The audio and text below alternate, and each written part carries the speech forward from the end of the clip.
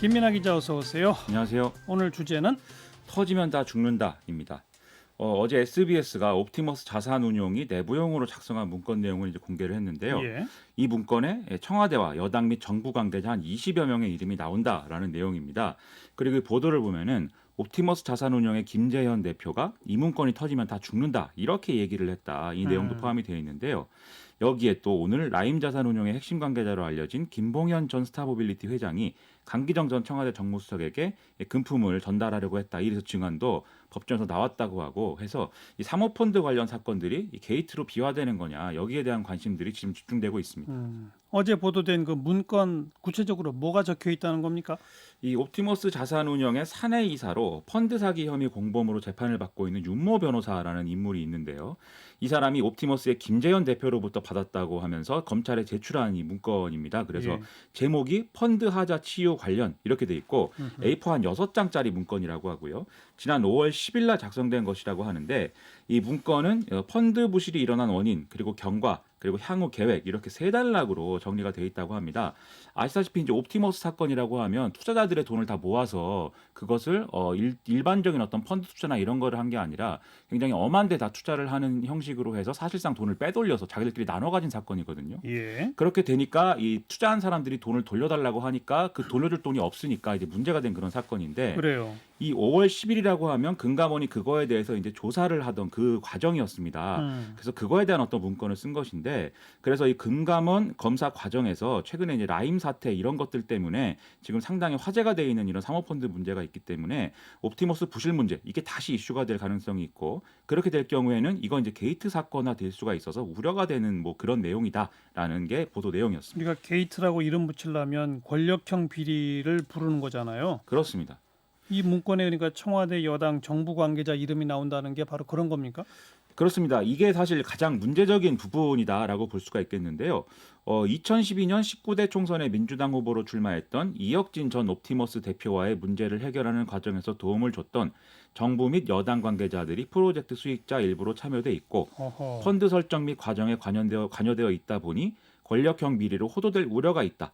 이렇게 문건에 적혀 있다는 겁니다. 예. 여기서 권력형 비리로 호도될 우려, 여기서 호도라는 단어는 아마 자기방어적으로 쓴 이제 어떤 그런 단어일 것 같고 결과적으로는 정부 및 여당 관계자들이 옵티머스 자산운용이 굴리는 어떤 금융상품 이런 것들의 어떤 수익자가 돼 있다. 이런 내용이 이제 이 문건의 핵심인 것이죠. 예. 그래서 이 명단의 구체적인 내용을 보면 청와대 관계자가 5명, 국회의원 5명, 민주당 인사 3명, 그리고 기재부, 국토부, 국세청 고위 관계자들과 재계 및 언론계 고위 인사 이런 이름들이 포함이 돼 있다는 겁니다. 그 이혁진 전 대표가 민주당 후보로 출마를 한 적이 있었군요. 그렇습니다. 이 이혁진 전 대표의 경우에는 이 옵티머스 자산운용의 사실상의 이제 창업주라고 볼 수가 있겠는데요. 하지만 업무상 횡령 혐의로 조사를 받는다든지 이런 여러 우여곡절 끝에 2017년에 대표이사직을 내려놨습니다. 예. 그래서 이 과정에 대해서 이혁진 전 대표는 사실상 회사를 빼앗긴 것이다. 이렇게 주장을 하고 있는 건데요. 이 2018년 2월에 자신의 이제 후임으로 경영진이 된 김재현 대표 이번 사태로 이제 구속이 됐는데요. 이 사람들을 업무상 배임 등의 혐의로 고소를 한 일도 있었습니다. 그래서 앞서 제가 이제 문건에 보면은 이혁지 전 옵티머스 대표와의 문제를 해결하는 과정에서 도움을 줬다 이런 대목이 있다고 말씀드렸는데 네. 여기서 이혁진 전 옵티머스 대표와의 문제 이게 아마 이런 상황을 지칭하는 것으로 해석이 됩니다. 근데 그 민주당 후보로 출마까지 했었기 때문에 지금 여당 쪽 관계자들하고 친분이 있다 이거죠. 그렇습니다. 이 이혁진 전 대표의 경우에는 뭐 여당 관계자들과 상당한 친분이 있다는 것을 넘어서서 임종석 전 청와대 비서실장하고 가까운 사이다 이런 의혹들이 지금까지 계속 제기가 된 바가 있었거든요. 이 한양대 출신이기도 하고 과거에 뭐 학생운동을 하면서 가까워진 사이다 뭐 이런 얘기도 있고요. 예. 그리고 이혁진 전 대표의 경우에 이제 2012년에 문재인 대통령 대선 캠프에 참여한 일도 있어서 더더욱 이제 여당 관계자들과 가깝지 않느냐 이런 이제 얘기가 나오고 있는 건데요. 예. 그리고 이혁진 전 대표뿐만이 아니라 이 문건을 검찰에 제출한 윤모 변호사 말씀드리지 않았습니까?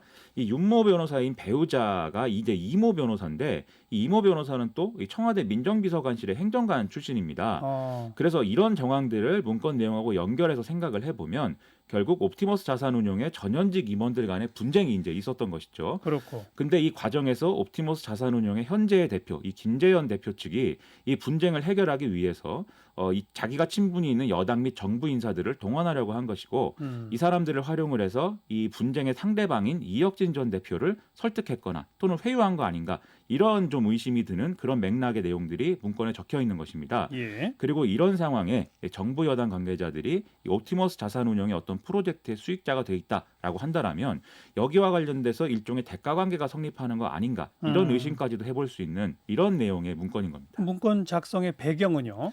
SBS 보도에 의하면 이 김재현 옵티머스 자산운용 대표가 이 문건에 이렇게 정재계 및 법조계의 빵빵한 인물들이 많이 나오니까 이걸 이용을 해서 금감원에 딜을 해보겠다. 이렇게 얘기를 했다라고 이제 이 문건을 검찰에 제출한 윤모 변호사가 검찰 조사에서 진술을 했다고 합니다. 네. 즉 문건의 용도는 금감원 압박용이라는 것이죠. 금감원이 옵티머스의 이 펀드 환매가 안 되는 상황에 대해서 조사를 들어갔기 때문에 이런 문건을 제출을 해서 이렇게 우리가 힘이 센 사람들하고 잘 알고 있다. 이걸 과시해서 금감원 조사를 무마하려고 했다. 뭐 이런 취지의 진술을 지금 하고 있는 건데요. 예. 언론 보도에 따르면 검찰은 김재현 대표로부터 몇 년 전 금감원 간부였던 모 씨에게 다른 금융권 고위 관계자를 소개받은 대가로 현금 수천만 원을 건넸다라는 취지의 진술을 받아냈다라고도 하는데 즉 그 이전부터 이 김재현 대표 입장에서는 금감원에 이제 로비 창구가 있었다 이런 얘기가 이제 되는 겁니다. 네. 근데 더불어민주당 쪽은 이 문건 믿을 수 없다 그런다면서요? 일단 더불어민주당은 이 문건에 대해서 공식적인 대응을 안 하겠다라는 얘기를 언론에 지금 하고 있는데요. 다만 이제 공식적인 입장이 없을 뿐 언론에는 이제 관계자 발로 이제 보도되는 여러 가지 얘기들이 있지 않습니까? 근데 그 얘기를 보면은 이런 옵티번스 문건의 내용이라는 거는 뭐 떠도는 얘기에 불과한 것이고 그렇기 때문에 SBS 보도는 황당한 얘기다. 그리고 그런 내용의 문건이 있고 신빙성이 있다면 검찰이 뭐 그동안 가만히 있었겠느냐 이런 얘기를 이제 언론에 하고 있는 그런 상황입니다. 예. 반면 사모펀드 비리 방지 및 피해 구제 특별위원회까지 구성해서 문제 제기를 강하게 하고 있는 국민의힘의 경우에는 오늘 이 특위를 통한 기자회견을 열고 이것은 옵티머스 관계자가 내부 문건을 작성한 것이기 때문에 신빙성이 매우 높다 이렇게 주장을 했습니다. 네. 여기에 더불어서 이낙연 대표의 이 지역 사무실 복합기 임대료 대납 의혹에 이어서 이 청와대 관계자까지 이렇게 이름이 등장한 것이기 때문에 수사기관이 철저한 수사에 나서야 된다 이런 주장도 했는데요. 오늘 윤석열 검찰총장은 이 서울중앙지검에 이 보도에 이제 드러난 로비 의혹까지 포함을 해서 철저한 수사를 또 지시를 했다고 합니다. 여기 이낙연 대표는 왜 또 나옵니까? 이것도 이제 SBS가 그제 보도한 내용인데요. 이 옵티머스 사건이라는 게 제가 말씀드렸듯이 여러 사람이 이제 일반인들이 많이 투자를 했는데 그 돈을 빼돌려서 이 돈 세탁을 해서 자기들끼리 나눠 가지고 뭐 굉장히 여러 가지에 썼다 이런 사건이라고 말씀드리지 않았습니까? 그런데 이렇게 빼돌려지는 과정에서 이 자금들이 여러 회사를 여러 페이퍼 컴퍼니를 거쳐서 이제 일종의 돈 세탁이 되는데 이때 자금의 저수지 역할을 한 회사가 트러스트 올이라는 이름의 회사라고 합니다. 예. 그런데 이 회사가 이 캐논 코리아 이 복사기나 뭐 이런 사무용품을 임대해주는 이 회사로부터 복합기를 렌탈을 했는데 이 설치된 주소를 확인을 해보니까 서울 종로구의 모 빌딩 3층이더라는 것이죠. 그런데 이 빌딩에 가보니 여기는 이제 이낙연 대표의 지역구 사무소였다라는 얘기입니다. 허허. 그래서 이게 어떻게 된 것인지 이 캐논 코리아 측에 이제 문의를 했는데 이 캐논 측의 설명에 의하면 애초에 이 복합기는 지난 1월까지는 다른 장소에 설치가 돼 있었다. 그런데 2월 초에 바로 이 사무실로 이전 설치가 됐다. 이렇게 설명을 하더라는 거죠. 예. 일반적으로 복합기를 렌탈을 하면 이것을 이전 설치하거나 하는 것도 이것을 임대해 준 측에 이제 회사의 기사가 이제 나가서 이제 이전 설치해 주지 않습니까? 이제 그랬다는 얘기인데 이 2월부터 총선 직후인 5월까지 이 트러스트홀은 복합기 사용 요금 약 70여만 원을 납부를 했는데 6월부터는 요금이 납부되지 않아서 이 계약 해지를 한 상황이다. 이렇게 설명을 하고 있다고 하고 이 복합기 자체는 지금도 이제 이낙연 대표의 지역 사무소에 또 있다고 하는 것이거든요. 그러니까 즉 총선 때까지 이 복합기를 썼고 이 복합기의 대금을 트러스트홀이 대납한 것이다. 이런 이제 보도의 내용인 것입니다.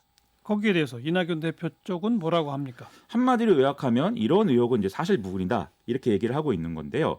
이 지역사무소 관계자가 지인을 통해서 이 복합기를 넘겨받았을 뿐이고 이 넘겨받은 이후에 어떤 이 명의 변경이나 이런 걸 통해서 소유 관계를 명확히 했어야 됐는데 그러지 않고 그냥 이제 복합기를 사용하는 과정이 있어서 이 실무자의 실수로 명의 변경이 이루어지지 않은 것뿐이다라고 해명을 했습니다. 그리고 이낙연 대표는 이런 보도가 나오기 전까지 이 복합기가 뭐 어떻게 돼 있는지 이런 사실관계는 몰랐다라는 입장이라고 하는데요. 그런데 이 해명대로 하더라도 이 이낙연 대표의 지역사무소 관계자와 옵티머스 자산운용과 관련된 어떤 인사들 사이에 뭔가 관계가 있지 않았는가? 그렇죠. 이 점을 이제 부정할 수가 없는 것입니다. 다만 이제 뭐 이 복합기에 들어간 비용 뭐 70몇만 원을 어떤 형태로 대납했다든지 이런 걸 뭐 이낙연 대표가 알지는 못했을 가능성이 있겠죠. 네. 뭐 여기까지가 다 합해서 검찰이 앞으로 수사해야 할 대목이네요. 그렇습니다. 네. 오늘 라임 얘기가 새로 나온 건 뭐예요? 이 라임 자산운용의 핵심 관계자, 뭐 이른바 쩐주로 이제 불리고 있는 김봉현 전 스타모빌리티 회장이 광주 MBC 출신이자 이제 친여권 인사라고 볼 수 있는 이강세 전 스타모빌리티 대표의 공판에 이제 증인으로 출석을 해서 증언을 했는데요.